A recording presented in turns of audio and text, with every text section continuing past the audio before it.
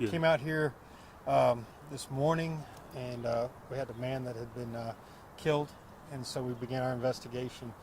During that, we learned that there was a possible explosion last night around 1:34, 1:35, and so we started investigating that and see if there was a link between the two.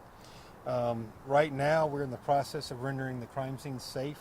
We have some experts from FBI and our bomb squad to make sure that everywhere we're at is safe for the community, is safe for the officers and detectives investigating it. We've reached out. We're getting some help from our partners in law enforcement, and currently that's all we have.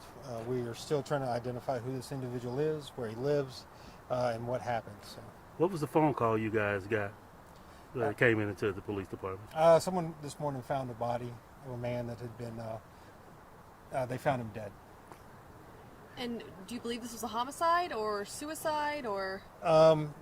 We don't believe it's a homicide. We believe that this is some kind of accident or possible death in another manner, but not a homicide. We heard just residents told us there was some type of explosion.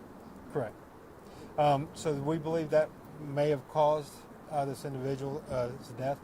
That's the part we're looking to see if the two are linked, but we are fairly confident that there's a link between the two.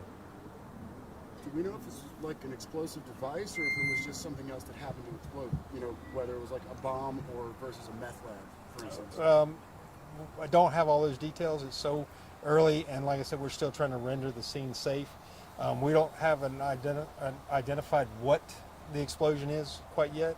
Once we get the scene safe, we'll be able to go in and look and see exactly what we have and what the explosion was and how it all happened and everything like that. So.